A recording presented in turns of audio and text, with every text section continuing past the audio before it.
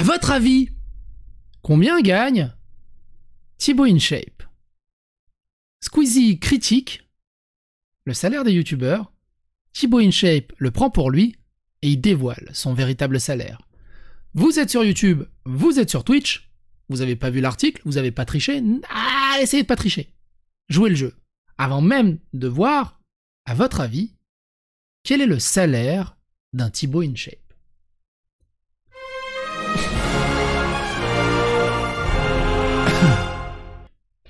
Après la critique de Squeezie, Thibaut InShape dévoile son véritable salaire. Tout le monde ne peut pas devenir une star sur YouTube.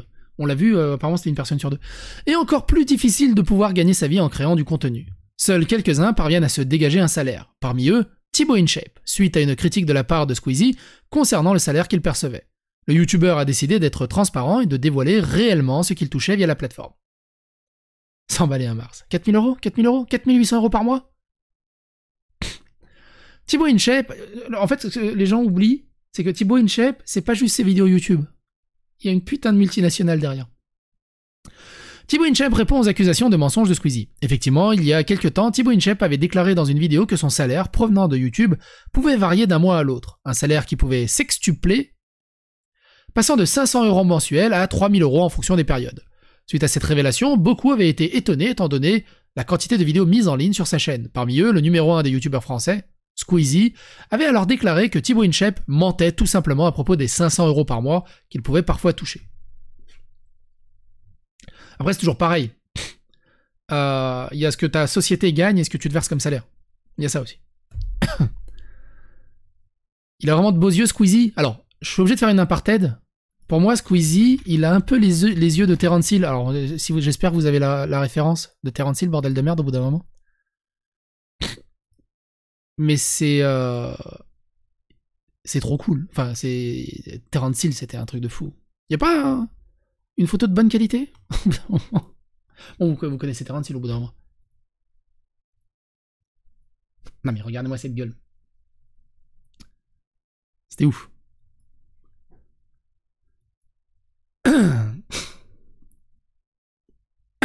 Squeezie avait l'air de... Invité dans l'émission de Sam Zira, ce 19 décembre, le youtubeur est revenu sur la question de ses salaires et sur l'accusation de mensonge dont il a été la cible de la part de Squeezie, qui vient d'annoncer de gros changements pour 2023. Ah bon? Thibaut InShape précise avant tout que ses revenus ont naturellement évolué depuis des années. Mais il réitère qu'à ses débuts sur YouTube, il se versait bien 500 euros par mois. Ah oui, à ses débuts. Bah ouais, je me verse 500 euros par mois, mais je t'ai pas dit à quelle année. Oh. En toute transparence, il dévoile son vrai salaire actuellement. Aujourd'hui, je suis transparent. Je crois que je suis à 3500 euros par mois, à peu près, que je me verse. Puis, d'apporter une précision entre ce qu'une entreprise perçoit et ce qui va vraiment dans sa poche à la fin du mois. Ton entreprise, je dis pas de bêtises, mais elle peut gagner 100 000 euros dans le mois. Mais ce n'est pas 100 000 euros que tu vas te verser sur ton compte. Il y a plein de choses qui rentrent en compte. Les impôts, les taxes, etc. Thibaut InShape explique également qu'il n'en veut pas à Squeezie. Bien entendu, il n'a nullement l'intention de se braquer contre lui, et bien qu'ils ne seront jamais amis, il l'aimait bien et il le fait marrer. Enfin bon, avec 100 000 euros de chiffre d'affaires par mois, il peut se verser 10 000 euros de salaire, je pense que ça va, tranquille. Ça va. Pour la petite anecdote, moi, alors je navigue entre 4 000 euros et 8 000 euros en fonction des mois que ma chaîne YouTube produit. Dessus, évidemment, il y a les taxes, il y a le network et ce genre de choses. Et je me verse entre 2000 et 3000 euros en fonction de ça fait la vague, 2000 bruts ou 3000 bruts. Ce qu'il faut pas oublier, c'est que si tu te verses 2000 bruts, admettons je me verse 2000 bruts, il y a l'impôt sur le revenu déjà, il y a 300 euros qui sortent, donc il y a 1700 euros net. Et de l'autre côté, en tant que je suis mon propre patron, mais du coup il y a les charges patronales, l'ARCO, l'ARGIC, l'URSSAF et tout ça.